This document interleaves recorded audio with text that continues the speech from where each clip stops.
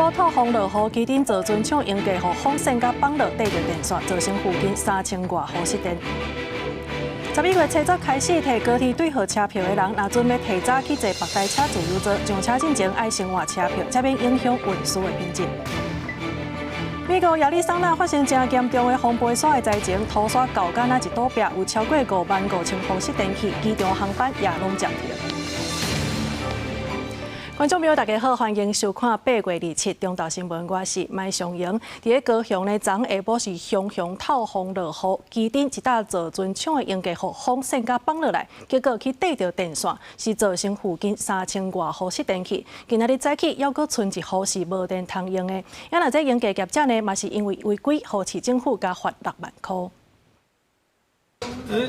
小问一下，恁即马才搁咧停电吗？对啊。因为失电，机顶这条巷仔规个暗蒙蒙，居民拢徛伫外口等，到底当时电会来？高雄日下晡5点外，熊熊开始透风上大雨，机顶上德巷即间造船厂外面有搭经架当咧整理外墙，技术未堪哩风雨安尼线，规个绑落来地断电规条啊，造成附近3227户失电。看到厝后一堆应架放伫遐，厝顶嘛有地害去，民众是讲甲气喘喘。这个我规个，伊这真正足糟蹋的啦。好。伊这你用啦，稍微来讲都无效啊。大船到2公司啦，哭行。差不多停偌久啊？2点5钟啊。5点半外失电，台电随做抢修，3000外户陆续送电，一直到8点半，村造船厂一户也无法度复电。台电讲，因为长期的迄支电条无卡路通回应，就去抢修顶菜电条。而且透早台电也来现场甲业者参详，希望会当具抽提做法。路径狭窄，本处工程车无法再送新的电杆到现场抢修。今天将与该停电用户的电器人员进行协商。确认新的建杆位置，以利后续抢修作业。双方协商了后，决定会先由临时线路来应急，后续再过来讨论新电条要踩伫倒位。那针对应急绑落来，路检处早起也去稽查，初步研判是应急绑了无好势，强度无够造成的。除了要求现场停工以外，也按照职安法罚6万块。记者柯家族柯超雄高雄场报道。再来看，今日透早2点外的时呢，新北市邦桥一搭公寓是传出火灾，这厝主呢是走出来喊救命，公保囝拢伫咧内底赶紧去救人。也那消防队呢是赶伫咧半点钟来控制火势，拢总救出7个人，其中有2个是送病医了后有恢复意识。这条正way巷仔内边有真侪消防人员甲消防车。27日透早2点外，新北市邦桥区文化路一段一栋40楼的公寓2楼大火，乌烟一直向四周边传过。消防人员接到报案赶来现场，无到半点钟就把火控制。对内面救出来4个查甫、3个查某，总共7个人。有一个屋主呢，已经下来这边做求救。他说他有4名家人，他老婆跟3个孩子，受困在房间里面。那我们立即呢部署水线，上楼做一个抢救。那一方面控制客厅的一个火势，另外一组人员呢，迅速的到隔壁的这个合适之内呢，把4个1大3小的民众把他救出来。消防局讲，主要炭烧的地点是伫明体客厅，总炭烧的面积25平方公尺，救出来7位民众内面，8岁加16岁2位男性。一开始唔知影人，好加在送病了，慢慢清醒。其他5个拢知影人，也有风性送病治疗。暗暝的这场火警，好加在是平安结束。记者综合报道。来看台南市北区有民众呢，是去翕到一个原本坐轮椅的老大人，竟然爬去咧车顶准备要驶车出去，这嘛引起网络真大的讨论。嘛因为进前呢是小连续发生这坐会驾驶出车祸意外，所以民众是烦恼讲这坐会人行行动无方便，而且佮驶车，安尼有可能会造成交通危险。台南北区的车路有人看到一个查甫人塞轮椅，和一个查甫人豆豆上车准备驶车。这个画面互徛在咧路边的民众翕落来。因为今年5、6月份发生滚仔站坐伙人驶车严重车祸代志，难免民众会心惊惊，烦恼行动不方便，佮驶车会发生意外，引起讨论。有当时也就爱考虑家己的迄个反应上啦，有当时也反应你迟钝啊，就危害着别人的安全啊。坐轮椅就不要再开车，会影响到别人的交通问题。经过了解，驾驶是780岁的退休大师，去年车外籍看好，驶这台车是几个月前买。有朋友捌考坑年岁大，较慢洗车，警方回应这无明显的违规，嘛无法度确认当事人的身体状况。那根据规定，实际上坐轮椅的人是会使洗车，但是一定要经过医生诊断身体状况，确认无异常才会使。依据《道路交通安全规则》第76条第1项第5款及身心障碍者报考汽机车驾照处理要点，经专业医师评估后，体检合格是可以开车的。这一点请民众放心。驾驶人倘若体格体能发生变化时，需经专业医生评估换发有效驾照。监理站嘛讲，这款情形因下载会主动关怀参通知，另外监理站定期会寄关怀通知书，予个人驾驶人，民众会当依照通知书内容的评估，确定敢是会使继续驶车。记者苏台南采访报道。宜兰河正手边这河边的车路呢，是由第1河川分署来管理，结果当地呢煞定定来出车祸。在地人认为讲，这主要的原因就是无设标志，也甲画标线，这车辆呢停规排，唔才会互车歹过。目前这宜兰市公所是当咧研究，敢要接手来管理这段路。机车经过路口，互机动车弄到宜兰河正边的方行道路，同款的交通事故一直发生，互附近的民众四加怨叹。对，市场车。原因是什么？原因是这里开车都很快，没有看那个后视镜。没有，他路大家都开得很快，就过去，就用到了。国民认为当地道路无停单线、红线这标志，两边的路阁停袂少车，道路变形也造成路口视线死角，加上违车车速太过紧，是一直发生事故的原因。实际行伫路，因看到两边拢停满车，互道路变形。有民来认为这条路是从回到宜兰市的主要道路，希望标志标线应改善，保障民众的安全。那也希望说，在业和局的协助之下，能够把我们这条道路的整个标线上面，或者是一些标志进行改善，让往来的民众能够更加的安全。他们地方把它接管，说兼做一般道路使用，是变为道路，那他去划，那他就可以符合后续执法的需求了。管理道路第1河川分署表示，方行道路本来就无法度照道安条例执法，爱护公部门愿意接管，和方行道路加做一般道路来用，警方才有办法执法，来维设标志标线才有意义。宜兰市公所表示，会向1河分署来争取维设标志标线是不是接管道路，爱国研究。记者综合报道。进前伫新竹市的这新埔呢，是发现有狗仔园内底有10只狗仔是活活互人家咬死。即马主人已经移送法办，嘛因为这主人呢是无来办宠物的登记，所以互人罚到26万5。目前这救出来35只狗仔，已经全部拢带转去动保所来甲安置。看到有人挖过去，随大声吠；另外一只是倒伫涂骹，看起来身体真虚。这几只拢是顶个月伫新埔，互人发现疑似互狗园主人虐待的狗仔，经过动保所带转去照顾了后，目前已经渐渐恢复健康。这是因为它会具有攻击性，而我们怕它们会攻击我们委托上去的志工，所以我们优先把它带回来。另外一只就是之前已经极度虚弱，然后送医的住院狗，然后现在它已经出院了，也回到我们所内去做安置。顶个月伫新竹有狗园发现虐待狗仔的事件，经过抢救，伫现场救出35只狗仔。新竹县动保所最近已经把空间清出来，准备把救出来的狗仔全部带回去安置。在原地的犬只还有32只，我们一个笼位可以关3只，所以基本上如果没有特殊的状况，我们需要11笼就够了。当然，安置之后全部收回来之后，所内的收容运能就会达成满载。然后我们动保所也是希望社会大众能够多多发挥爱心。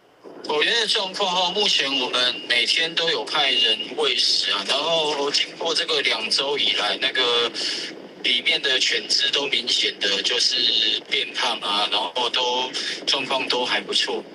动保所指出，目前收容所拢总有80个狗人啊，上大的收容量是240只。安置了后，收容所可能又搁是饱电的状态，所以也是期待民众发挥爱心，用领养代替买卖，领养这个狗仔登去饲。记者杜君和新竹报道。有一个犯罪集团呢，是对中国走私设备来俗价卖予咱台湾20外间诊所，甚至这当中呢是有牵狗啊去招人客，伫咧饭店来做医学美容，无予这专业的医师来甲操作。警方初步估计，这侵权的金额是有10亿，目前已经甲12个人拢甲抓起来。几落批货物用电脑零件报关为中国输入台湾，不过海关接到情报资料，内底物件无单纯。拆开看，拢是医美用品，用伫香港店铺加美国银铺。警方发现业者无得到许可，非法走私来台。自112年开始，从中国大陆非法进口未经核准的医疗器材后，租借给多家医美诊所。无论机器还是雷射头，相关医美产品伫台湾拢有指定的代理商。所有犯罪集团涉嫌引进病俗品，也都是俗称的水货，甚至无排除牵涉到恐怖。侵权期待达到10亿，比设计更加俗，转卖予至少20外间诊所，也有连锁品牌。他们会私自破解、篡改他们的晶片，原本有使用次数限制的这些医美探头耗材等变成可以重复使用。非法用材除了留去诊所，不法集团嘛变地下医美，有医美人员伫网络招人客，约伫饭店，无医师执照，都违法的使用。莫讲产品本身可能有问题，警方嘛查出嫌犯偷改设计，互用一介的雷射头，一旦回枪无限使用。凤凰电波它只能够打900发，可是破解版也许可以打个9000发甚至1万发以上。最差的状况可能就是我们做完之后它没什么效果。那在不稳定能量状况下，我们可能脸部会造成烫伤，或者甚至我们对颜面神经它会有伤害。警方调查专案，继续人客去搜证，即届掠到12个人到案，破解犯罪集团依照医师法、商标法诈欺等罪嫌以上，下一步要查清楚诊所是毋是原来知影。记者采访报道。或者政府推动绿能，毋过煞来出代志啊！这是前经济部绿能科技产业推动中心的副执行长戴奕林，伊是涉嫌收人买200万的乌西钱，今仔日透早已经互人羁押禁见。台电董事长詹文生是回应讲，这专案呢，就交予司法去甲调查。也若前经济部长郭智辉是受到牵连，伊警告讲毋通甲伊做乌擦白。涉入贪污风波，风雨淡的前经济部绿能科技产业推动中心的副执行长戴奕林，疑似收绿能业者压榨钱，任来向台电施压，惊后尾门讨贵电用量，日前红裁定羁押禁见。我们的同仁有去作证，那我觉得状况是这个样子，就说施压是一个形容词嘛哈，那它到底是一个什么样的过程？我觉得让司法机关来做比较清楚的调查。台电敢有防施压？董事长詹文生表示，施压是形容词，陈奕林是一个做法，有人爱厘清，不过规则案件继续探烧，立委也真关注，各控诉北检，把案件先按下。承办检察官去年要动，王俊立说不要动，拖到823以后才动，就像郭智辉讲的啦，大为跑掉了啦。那本来犯罪就应该要办啊，那如果说郭智辉部长知道还有什么更大为，那真的欢迎他出来当检举人，然后为了这个国家多做一点事情。专案也受向经济部长郭智辉，顶礼拜伊才拄辞职，洪表示私底下讲到有搁较大咖的人也未浮出台面，甚至连伊都洪质疑，甲涉案的风电人员过去有真侪届互动关系真密。证据到哪里就办到哪里。所以会找郭智辉来问话吗？这我不清，这个完全尊重北检的政策。互暗时牵涉到绿电的备案，郭智辉发声明反驳，强调伊的枪笔绝对袂让步，伊经收集证据，依持伊的权力，佮讲超过伊的作恶，对伊一世人的名声是严重的侮辱。风电人员是回应，全力配合调查，总经理交保了后，恢复正常工作，也表示公司成立够大，是真老实，遵守法令，无允准任何违规违法的行为。公司新闻采访报道。另外，伫屏东即马嘛逼出绿能的备案，这是绿能的公司呢，是伫咧屏东的万峦来租地，要来起太阳能的发电系统。也毋过，当地船长呢是用这施工噪音等等的理由，带人去到现场甲乱，甲业者来讨回馈金。也若检方呢是甲这4个人照贪污甲强制等等的罪嫌提起公诉。案场起来拢定好啊，煞无看到供电棒铺设。屏东地检署局部有联联公司租屏东万峦这块地，2023年得到建造要起永续设施加太阳能发电系统，煞互人揩油。前公司3个船长伫案场来回行大，同时较互业者阻止时间。检方发现，万万乡承德船长林英庆明记知影业者有得到见照，所以时间的噪音也是影响交通的理由。今年1月至3月，真侪该带人到案场起诉，都是爱业者加支付300万回馈金。双方经过真侪该协商，降到150万，不过已经造成业者损失，时间延误。村长审酌其恶性重大，所为时有入关侦。犯后否认犯行，并事实狡辩的一切情状，从重量处有期徒刑6年以上。其余犯嫌则求处3年6月等之刑度。检方认为，船长甲伊的太太，还有社区发展协会总干事涉嫌贪污治罪条例的假释、找理由、揩油钱财未遂加刑罚的强制、恐吓、危害安全等罪。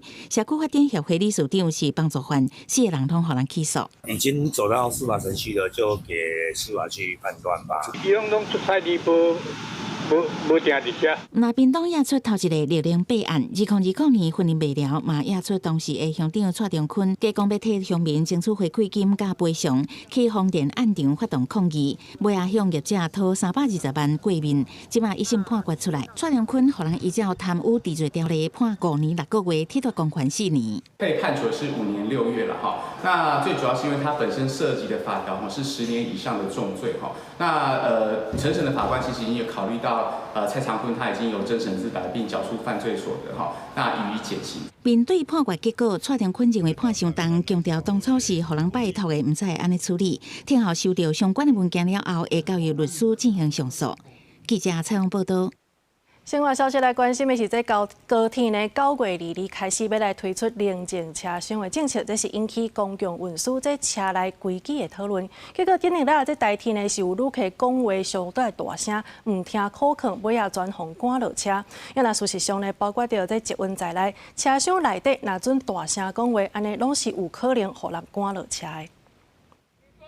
查某人因为用手机讲电话收大声，互列车长制止真不满，讲话声音愈来愈大。我不是懂那么啰里啰嗦的法律，你比我还懂铁路警察、列车长，你要碰到我，我没有碰你哦。代志发生在2号早起9点外，台铁111车次的自强号列车顶悬55岁细丽的查甫人，因为人甲口劝无爱听过一定呢，互列车长是当场解除运送契约。细丽的查甫人落尾伫台中火车头，互警方请落车，过方照社会罚1万块以下。因此手机通话音量过大，经列车长制止，仍不听劝处谩骂，经列车长解除运送契约，警方到场协处。该男子配合警方于台中站下车，因为它会影响到其他旅客的安宁码以及是影响到通行的动线，这些我们就会给他劝导。不听劝阻的，我们就可以跟他解除运送契约。高铁进前宣布讲，对9月2日开始推出安静车厢，规定敲电话爱到车门口，听音乐、看影片拢爱挂耳机，开讲爱较细声，那一直可能拢无爱听到的拒绝加载。同款是几道运输的代替含捷运，伫运送契约含旅客的书底内面，虽然无明定电子产品的使用规范，但嘛有强调袂当骚扰别人，讲袂听到会当拒绝加载。那如果劝导无效的话，我们会依旅客须知第23条第1项第3款的规定，扰乱他人行为来处理，也就是拒绝运送。会希望吧，对，所以就或者是设计一种车厢，是有需要讲话的人可以去搭那种车厢。民众表示支持相关规定和做法，中捷公司是强调讲，捷运列车和双铁无同，并无列车长伫车顶伫对。如果若发现有无守规矩的事件，咱会当直接通报保全，也是站务人员，相关人员拢会随来做处理。记者综合报道。因过咱坐高铁的时阵呢，摕这对号车票的人呢，是会当提早去坐别台车的自由座。也毋过，若准真侪人拢安尼做，安尼原底的车帮变做有真侪位煞拢无人去坐，嘛袂当搁再卖啊。所以高铁呢，11月7日开始是要求要提早坐自由座的人，上车进前都爱先换车票。高铁各车站打出公告，请买对号车票旅客照指定时间来坐。高铁正式取消提早坐车春秋机制，即马为方便对号座旅客行程临时调整，提早到站应坐其他班次自由座。啊，毋过观察者现象愈来愈多，造成原班次座非浪费，也影响自由座的坐车品质。可以弹性的话，那当然是最好啦。但是如果规定的话，你习惯就好了，就注意一下就可以了。有时候就没地方坐。有时候很满这样。这样还不错，变得比较有秩序这样。高铁正式考虑坐车品质加速旅客权益。11月70开始，各车站每个受理人工方式协助对合作旅客提早坐车，若需要提早进站，按照规定先换票。目前是宣导期，学者认为这架高铁进程释出，明年开始规划伫超尖峰时间推出指定车次较自由座的备票机制，同款拢是要控管自由座品质。不过旅客行程改变是难免，也要注意配套。旅客为了要完成他后续的行程的时候，需要这样换票的时候，如果不方便，可能对旅客来说也有一些不便利，所以可能在试办期间，可能也有一些分析去了解说这样子后续要怎么优化。学者表示，新措施效果也受限制，因为尖峰时间部分需求已经超出负担，根本解决也是要等到新车到位，新车无导致营运进程，也透过继续优化帮助高效调度列车，正确方式来运行。记者综合报道。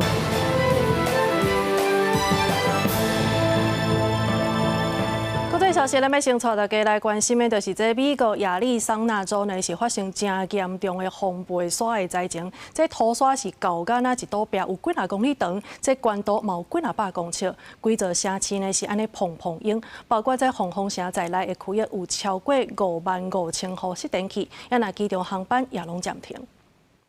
凤凰城的监视器翕到沙林堡内迄当阵，一开始远远看到一寡土沙伫咧天顶，尾啊愈来愈大片，真紧就变做沙墙。这个时阵外面就黑暗暗，早期又搁落雨，规个沙林堡内的过程真紧。亚利桑那州几个城市离个发生沙林堡，包括凤凰城在内的城镇有超过55000户停电。凤凰城的天宫国际机场航班也被迫停飞，航班的时间前差不多15到30分钟。伫美国西南部的热天雨季，天天发生沙尘暴，强烈对流产生向下的气流，以时速80到129公里的速度冲到地面，结果向外弹开。若是风经过土沙较多的沙漠地区或者是农产区，就会甲土沙卷起来，再沿路行。这种沙尘暴也叫做哈布风。That hit the ground and spread out with 50 up to even 80-mile-an-hour wind gusts. And that moves across the ground, picks up all this dust, and then that just continues on. So it can generate this big wall of dust that we do call haboobs. Can't see anything. We're in the middle of the haboob. 有一位调伫咧沙林堡的教授提手机起来翕，头前的物件拢看袂到，就知影沙林堡的威力。专家讲，若驶车时阵拄着沙林堡，请爱赶紧驶路边。沙林堡的土沙也可能会对人的身体造成败害。These dust storms are picking up a lot of that loose dirt that's on the ground, a lot of times from farmlands, which might have some chemicals laid out over them. So it's picking up all these chemicals, these fine chemicals that may have been sitting there. And then if you start to breathe that, you can develop some sicknesses. 伫内华达州乌石沙漠的火人祭现场，也拄着沙尘暴的侵袭，风正透，工作人员挂护目镜甲喙掩固定布棚。国家气象局针对这个地区发沙尘暴警报，有这沙尘落的速度会达到时速48公里，上强的风速会超过时速72公里。公司新闻张淑芬编译。同款是天灾来关心的是，这西班牙呢是宣布今年热浪隆重发生113件火烧山意外，唔那是去烧着树林，也影响到这市区。这政府表示讲，这是最近这几冬来上严重的环境灾难之一。西班牙几落个烧正久的山林大火，到8月底时阵有慢慢稳定，不过消防员还阁无法度休困。到8月2日，至少还阁有15个所在伫咧炭烧，对民众的性命甲财产造成威胁。当局宣布，今年热天和野火影响的市镇是紧急地区，居民还阁有企业店面会当得到紧急的援助减税。Han sufrido algunos de los 113 grandes incendios forestales registrados este verano. Es evidente que estamos ante una de las mayores catástrofes medioambientales de los últimos años. 现主是南欧大部分的地区正拄着最近20年来上严重的野火季。西班牙估计炭烧的面积超过40万公顷，差不多要到15个台北市的面积，是2006年以来上悬的纪录。Un balance de hectáreas afectadas o la valoración de los daños provocados por esta. Es evidente que estamos ante una de las mayores catástrofes medioambientales de los últimos años.根据西班牙内政部的报告，今年热天野火已经造成真侪人死亡，包括至少1位儿少。全国有几多千人因为野火出来无安全已经撤离，真侪人即马是住伫咧临时的避难所。另外，还有几多10个人因为涉嫌放火或者是疏失被逮捕调查。不过，破纪录的热天气加酷化，和真侪地区的野火有一段时间烧甲正热，表示除了人为的原因以外，极端天气所造成的影响也正大。公司新闻吴文玲编辑。来看咱国内这立法院是来审查693亿的在校重建经费，即马咧在野党是无拍算要下动手，也毋过哪位律师部呢又是提案要来抬10亿的预备金，即是讲即马已经有第一甲第二的预备金啊，安尼若准阁变落就重复啊。顶年丹那市洪台甲电子大水河升等南台湾，立法院2次审查总金额693亿的在后重建经费。针对外界关切目前也未清完的供电帮环境部长表示，已经对业者下最后通牒，也毋过哪会点出特别预算中安怎创1笔30亿的预备金？光电板还都还没有处理好啊！然后现在来讲的话，厂商推你们也推，你们也不。我没有推，我们没有推。时间点告诉我们什么时候可以 complete。100% 处理完，什么时候？好，报告委员，他们现在最后已经开了300万，下一个300单就这个礼拜。那这个他目前已经给我们一个清楚计划书，我们正在审，他们希望延到9月5号。那我们现在还在审核它合不合理。编了一个预备金30亿啊，这个是空白支票啊，空白支票给你们乱用一通啊，这是已经有将近170亿的预备金了，你还编30亿，等于200亿的预备金，根本用不完啦。律师部讲，要破掉无合理的预算至少10亿，标题主计长行政院江天辉都连劳工大业一路解释，民进党台南地区过高文是这期安怎灾区的服务业补助预算会关过制造业，但天辉搁较看啥爱加入农民劳工的纾困贷款。算产发署的部分给1亿啦。商业署的部分给5.9亿啦，可是你知道灾区的部分的情况底下，是制造业的这个受损远远高过于服务业，结果服务业的部分居然是6倍于这个制造业，你们有没有搞错啊？农民劳工的纾困贷款是必要的，那部长这部分呢？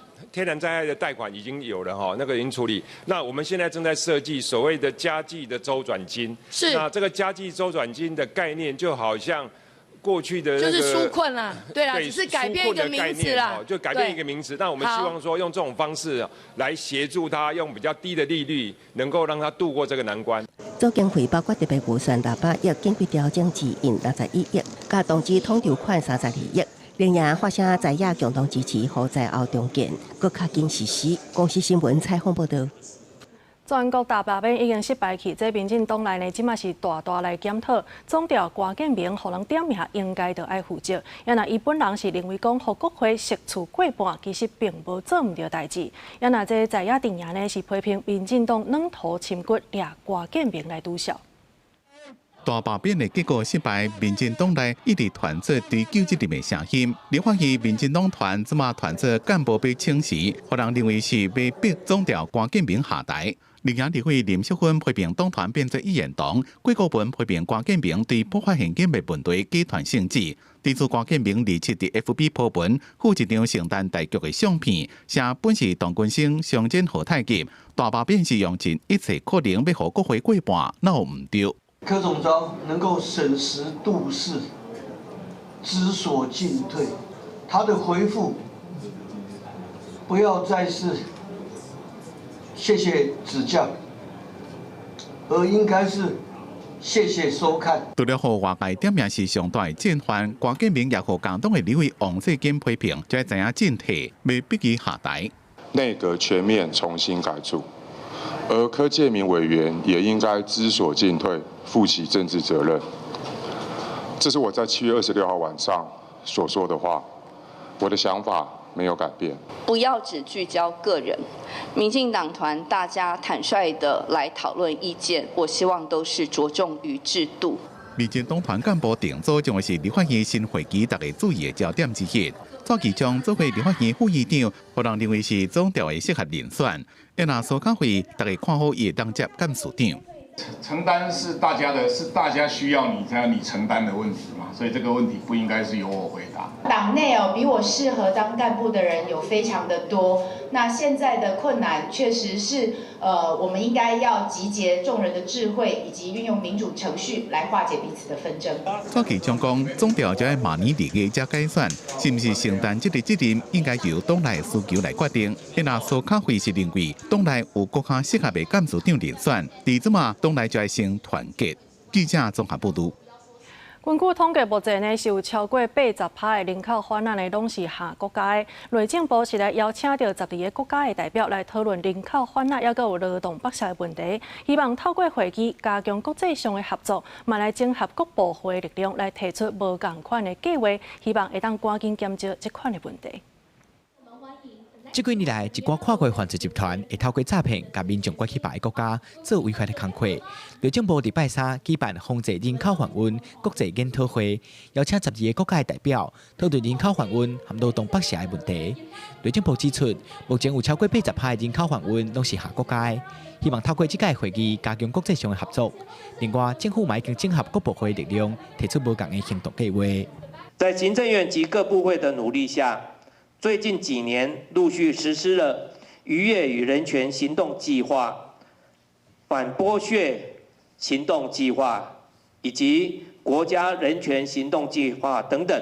内政部表示，这几年来，台湾民众找头路，定互人骗去东南亚国家，互人扣留证件，甚至互人软禁，成做人口贩运的受害者。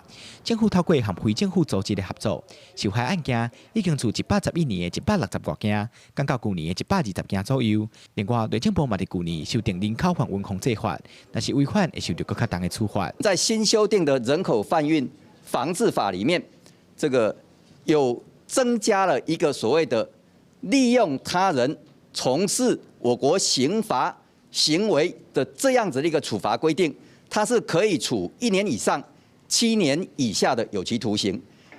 In keeping with our long history of close, candid exchanges on the issue, we hope to touch on a few areas in which Taiwan can further demonstrate its commitment to preventing this heinous crime, making survivors whole, and affirming that trafficking has no place on this island. 针对阮用渔港受到剥削的问题，渔业署嘛规划伫今年底发表新的计划，针对欠薪和扣护照等等的问题提出对策，保障渔港的权利。内政部表示，未来嘛加入科技的力量，希望会使继续整合国内外的资源，防止人口贩运和剥削的问题继续发生。记者桂宗林、曾俊佑台北报道。这私立大学欠人薪水，也是讲这学生啊呢，读册读到一半，学校煞无去，甚至这校务会议师生定定受到限制。这是呈现大学的内部呢是欠一个监督机制。大学法改革定线是指出讲，这大学法呢已经20档拢无修法，所以拜三全国有几百个学生代表来提出2025年学生版本的大学法的草案，和教育部做伙来座谈。速修大学法，提升学生权。全国将近50间大学、几百个大学生参加教育部座谈会，讨论修法大学法条文。因为离顶一届的大学法修法已经是20档前2005年的代志啊。这几年私校积欠薪水、学校退场问题，也是校长滥权、限制学生言论等等的问题真多，嘛呈现出大学内部欠缺监督的机制，影响到教育品质。大学法改革定线也提出3项诉求。讲第一个就是学生赋权，第二个是终结专制，第三个是校园民主应该要再设计，这样。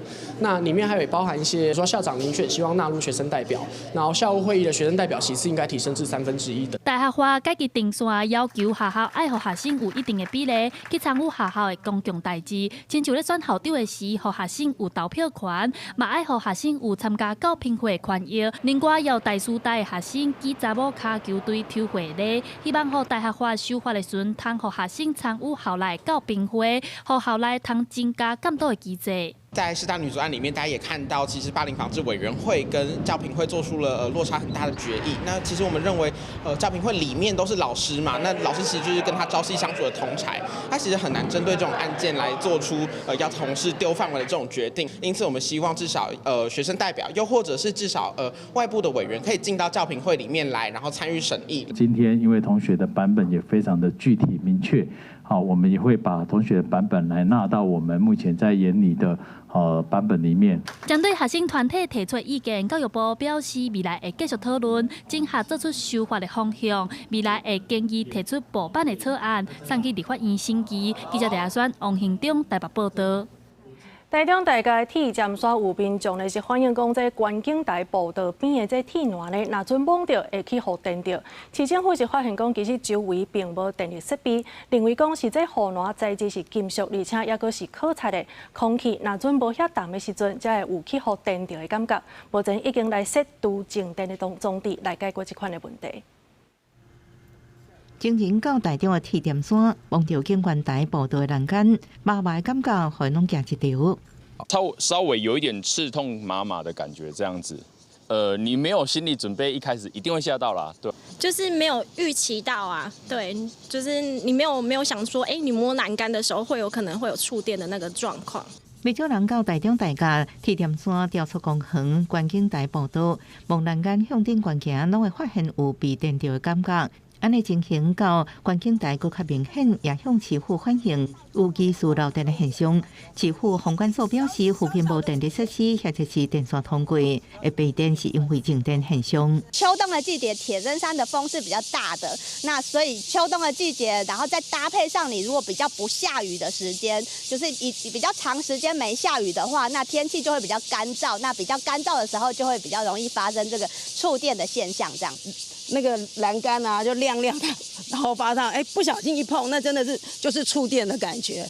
台中市风管所表示，观景台甲栏杆是废自2009年设到即马，推测是金属材料的钢管拄到大树环境甲风吹力量，才造成安尼现象。秋天天气大树更较明显。物理老师指出，静电产生是正负电不平衡产生的负电转移现象。在栏杆上面可能累积大量的正电或者是负电，当我们人体经过的时候，不同的界面跟它接触的时候，会产生所谓的放电现象，就是我们感觉到电到的感觉。物理老师指出，是不是去除掉环境的大小程度甲物理的绝缘性，拢会影响静电产生。建议民众应先望静电球，互体内正负电平衡，就应避免去电到。记者综合报道。有能源科技公司呢，要伫彰化丰原乡的这渔温来设供电棒，拜三是有伫地方来办说明会。环保团体是指出讲，这间公司按算开发的地点，其实就伫咧在地渔民这养殖的区域，而且因所申请的是高压的供电厂，附近将有可能会受到危害，无希望看到彰化丰原真做是第2个供电灾区。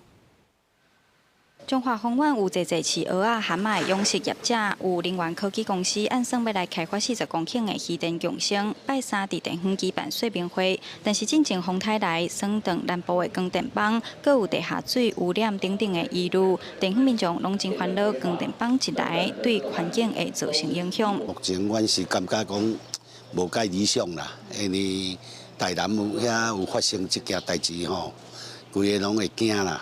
我们顾虑的就是说，一地两用也许是 OK 的，但是万一水质跟环境出了问题怎么办？台湾的海港水入来，旁边有那个湾大白、有离溪，整个水下去的话，对咱这养殖区是不是有产生问题？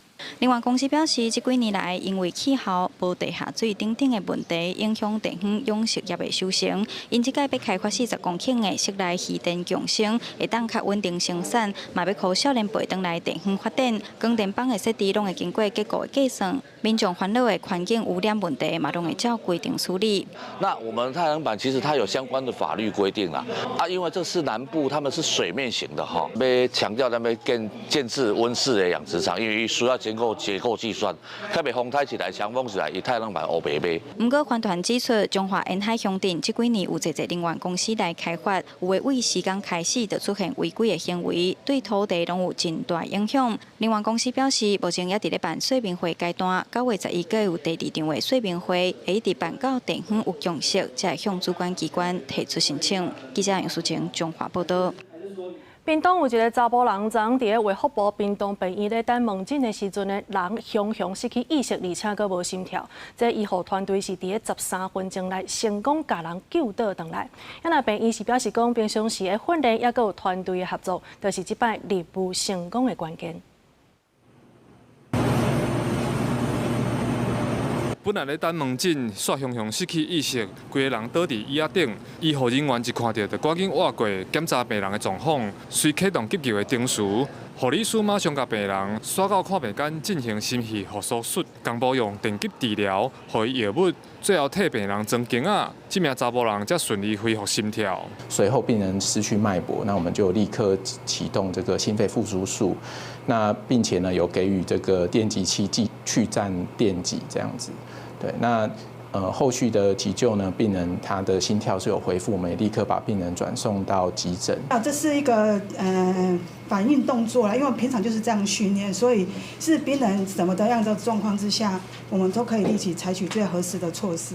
2日早起10点外，屏东这名姓李的查甫伫门诊咧等医生，忽然心脏停气，急救的过程开13分钟，加在病人恢复心跳，刷落来医护送入去急诊，安排带伫加护病房观察治疗。家属事后嘛对医护团队表示感谢，有这样专业冷静的医师和护理师，让亲人会使去活落去。其实家属其实对我们是非常的感谢啦，我们马上发现，马上救回来，而且也马上到加护病房的一个治疗，可能在2-3天后再来评估看看是不是他整个是不是能够有恢复的状况。医方讲，好佳在是发生伫病院内底，有医护人员会使随处理。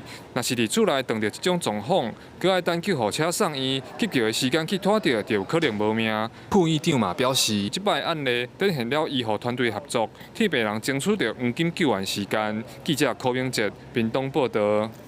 今年是海宁开垦南投300周年，伫地方呢有一间做皮草的工作室，是特别以地方文化的这个元素来设计纪念性的 logo。南投市公所嘛表示讲，因会继续来办旅游甲活动，推广因的南投。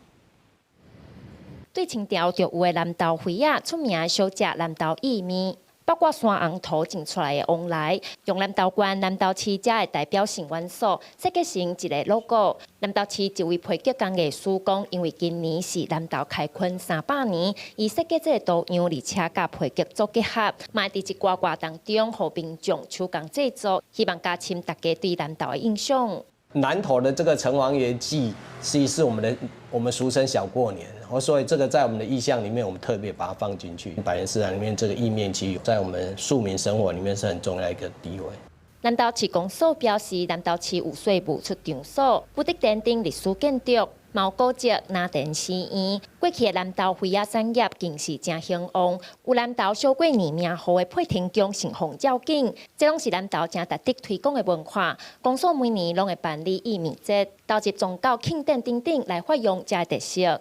今年拄好是南投市第一代这汉人的祖先来到南投市开垦的300周年。过去伫咱南投市有真侪好的产业，比如讲这南投的这个陶艺未来咱嘛会继续来推广到各项的这历史文化。南投市公所讲，目前公所已经培训了一批导览志工，未来会透过深度旅游行程、活动等方式，推广南投市的历史文化甲产业特色，希望吸引人潮来到南投，带动地方的发展。记者邢平仪南投报道。文化部公布，今年金鼎奖得奖的名单之当中呢，拢总有3本的台语绘本得奖。这作者除了欢喜以外，嘛望未来会当有愈侪台语作品会当互人看到。有学者是认为讲，这栽培创作者、政府甲出版社就要投入资源来甲培训。汉药房是济台湾人的生活基地，无论是囡仔要长骨，还是店铺，定会到汉药房买药材。创作者陈千阳甲厝内开汉药房的基地，为做家己绘本新奇汉药房，今年受到文化部金鼎奖的肯定。作者讲，头家出册就通得奖，伊感觉真荣幸，嘛希望未来无共文类的单机作品也通互看到。有人介意，有人想要搁看我的册，啊，搁我画的图。安尼我就足欢喜安尼。其他的台语文的作品，比如讲小说还是散文，拢无他入围安尼，所以我就有一点感觉可惜。今年更有2本台语绘本嘛得金鼎奖，包括台湾人物志题材的节目的天才黄土水，也有为乌狗做主角的作品乌的。有出版社表示，这几年有政府补助，唔但会互出版社出台文册意愿增加。根据因的观察，这10年来台湾意识越悬，嘛带动以台湾故事做题材的市场。也可能是太阳花以后，大家对于台湾主体性的反应的提升，还有包含的是可能13、14年以后，就是历史普及的相关的作品，台湾故事、台湾历史的那种作品，其实都比较多的出现。对，那可能也慢慢的扩散，跟外溢，然后也影响了台语绘本的销量。不过有学者指出，这几年真侪台文创作集中伫咧文史生活基地等等，学者嘛希望无共补助也是奖项，应当看到愈侪无共类型的作品，鼓励台文的多元创作。我们是真鼓励未来咱的这个台文创作者吼，会当侪拢会当投伫数文学的这个创作，伫咧各种语言内底吼，搁较新的一寡实验性作品吼，我感觉拢会当来看来。学者表示，台湾市场要累积消费者，嘛就要对源头来栽培创作者甲编辑人才，这需要政府和出版社同齐投入心力和资源来帮助，也是系统性培训，才通互台湾作品愈行愈在。记者卢尚如、郑俊友台北报道。主管存款数是指出讲，这 LED 强光的设备呢，甲传统的电火球啊比起来，这一年当电钱是会当减100块，也阁有10公斤的碳排放。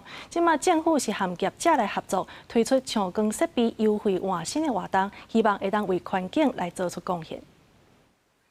台湾要拼2050净零转型，毋讲要达成这政策目标，嘛需要民众做伙拍拼。资源循环署表示，政府对民国91年开始回收传统的电火球啊，到即马回收率已经有93%，拍算今年年底会当到94%。民间的照明工会嘛呼吁民众，把厝内的传统电火球啊换掉，换做 LED 的，安尼会当较省电、较环保。LED 照明它的功能性、它的寿命很长，一般的传统照明灯泡的差不多6倍到8倍的一个寿命，还有它又省电又减碳。资源循环署指出，一粒 LED 甲传统的电火球啊比，一年电钱会当减少100块，和10公斤的排碳量。资源循环署嘛结合真侪业者、通路，斗阵来向民众推广减碳的活动。传统的电火球啊，为了提去回收车回收。嘛有9间通路会当到回收，嘛提供民众抽奖、拍折等等的优惠。政府希望鼓励民众把传统的电火球啊换做 LED。另外还有6%哈，大概有6000吨左右。那这个部分主要就是像我们就是神明灯，那另外还有走道的灯另外还有一些可能家里面还有一些库存的，如果用完。我们呼吁民众就是把它包妥，然后送给清洁队。这项推广照明换新的活动，对9月初9开始至10月30日，资源循环署嘛呼吁民众检查厝内用电火的情形，希望每一个家庭拢会当为着资源循环做出贡献。记者陈新东、谢桂玲台北报道。原来下晡晡的天气到底是如何呢？天气不理在，带大家做回来了解。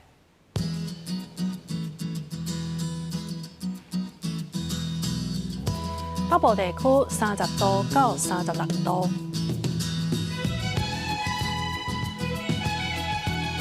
中部地区是30度到35度，南部地区29度到34度，东部地区是29度到32度。咱外岛地区29度到33度。还有未来3天的气象。